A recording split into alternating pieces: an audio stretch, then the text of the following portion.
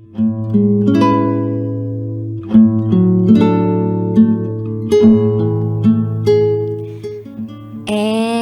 now,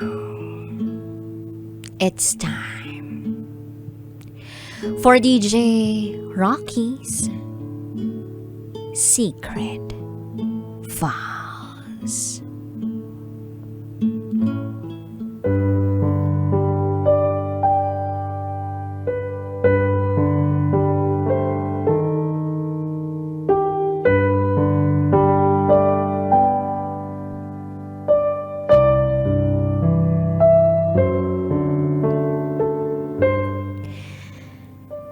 Nagpabuntis ako sa iba para hindi malaman ni Mister na nakunan ako.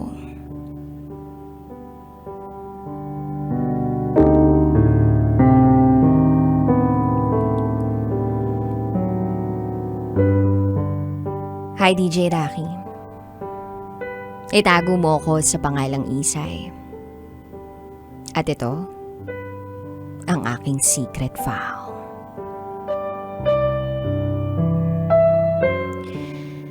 Five years ago, nang maulilang lubos na ako.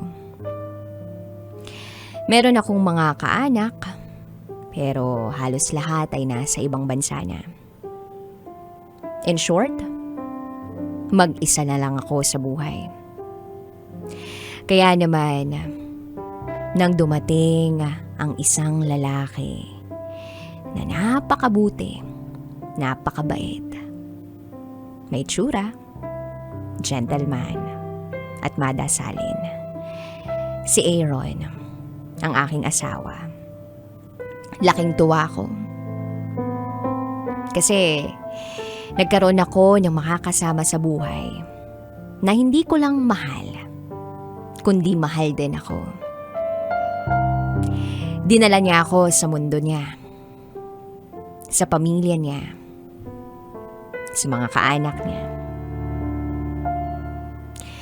So last year, nagpakasal na kami.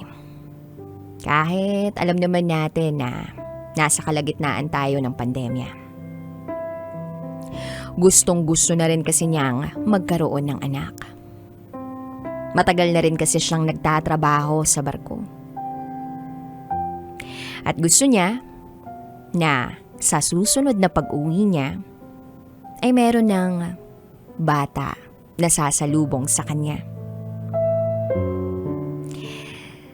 So, last year, sa bakasyon niya dito sa Pilipinas, hindi lang kasalang nangyari, kundi maraming pangyayari para lang makabuo kami.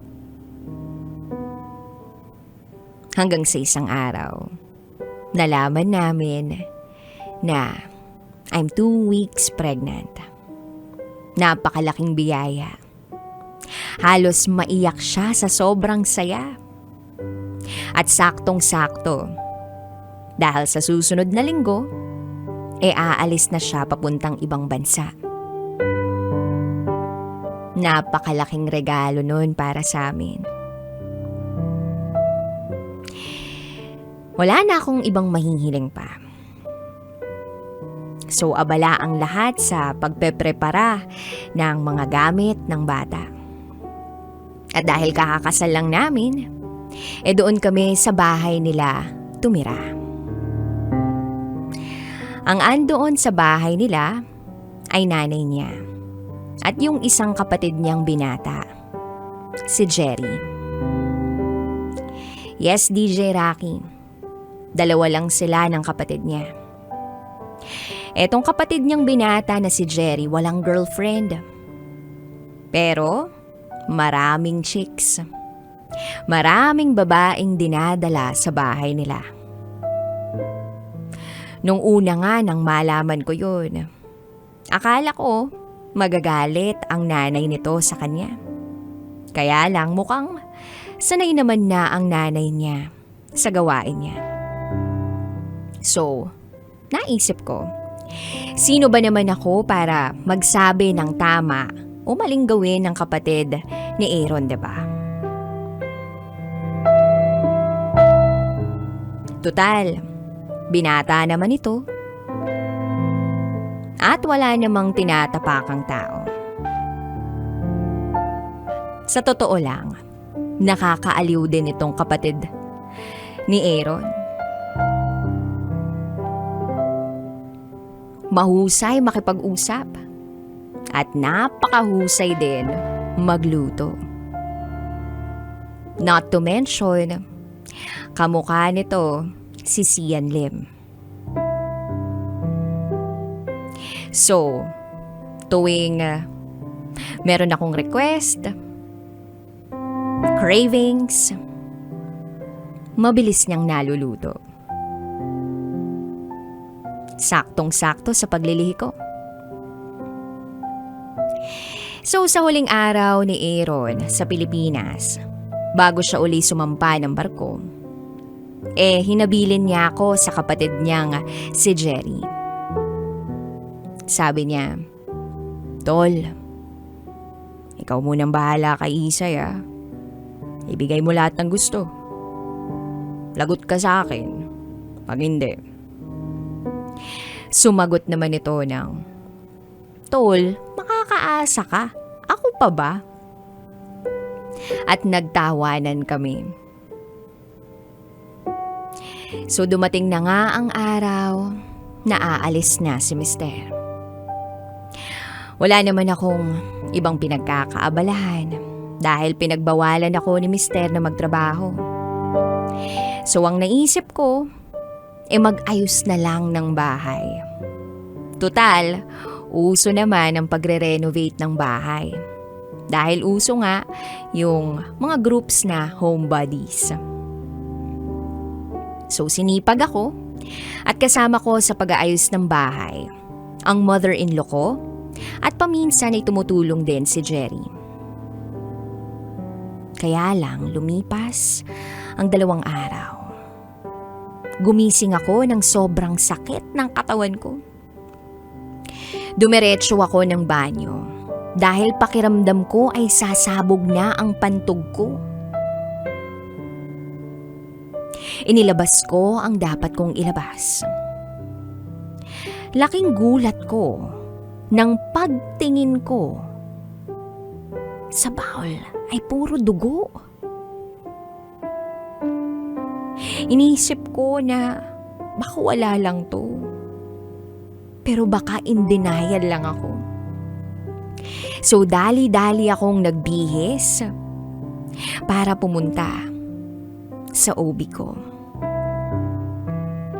Na isang tricycle lang naman ang layo mula sa amin. At pagkarating ko dun, ay sinabi sa akin ng OB ko ang pinakamasakit at pinakamasamang balitang narinig ko sa taong yon. Nakunan daw ako. Nakunan ako. Unang naisip ko, paano ko to sabihin sa asawa ko? Halos magpaligsahan ang mga luha ko sa pagpatak. Umuwi akong mugtong-mugto ang mga mata ko. Walang tao sa bahay. Iniyak ko ang lahat. Hanggang sa para bang may narinig akong kaluskos ng kung ano man. Nakalupasay ako sa sala at paglingon ko ay nandoon pala si Jerry. Ewan ko pero pagkakita ko kay Jerry, niyakap ko na lang siya bigla. Nangungusap ang mga mata niya. Para bang nagtatanong hanggang sa hindi na siya nakapagpigil at tinanong ako, "Anong nangyari?" Wala akong sinagot sa kanya kundi hagulgol. Nirespeto niya ang hindi ko pagkwento. And that time, na-appreciate ko ang presensya ni Jerry. Hanggang sa lumipas ang mga araw, hindi ko namamalayan na nagiging komportable na ako kay Jerry. Hanggang sa isang araw na sabi ko sa kanya ang malaki kong problema.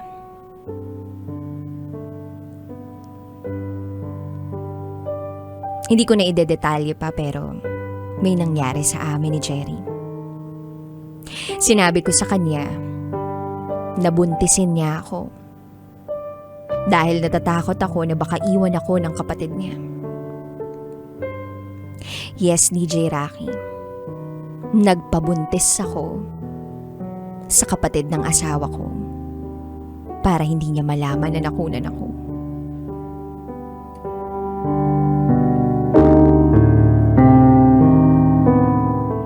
Araw-araw, may nagaganap sa amin. Nag-calendar method ako hanggang sa hindi na ako dinatnan. Pinalabas ko sa mister ko na tuloy-tuloy ang pagbubuntis ko. Walang kaalam-alam ang mother-in-law ko. Tanging ako lang at si Jerry ang nakakaalam. Hanggang sa ngayong taon, nanganak na ako. Alam ko, maraming magtataas ng kilay sa akin. Pero masisisi niyo ba ako kung gusto ko lang naman na mabigyan ng kasiyahan ng mister ko? Magkamukha naman ang mister ko at ang kapatid niya. Tinutulungan pa rin ako ni Jerry. At alam ko rin naman na darating ang panahon na mapuputol na rin kung ano man ang namamagitan sa amin pagdating ng mister ko. Hanggang dito na lang po, DJ Rocky. Muli, ako si Isay at ito ang aking secret file.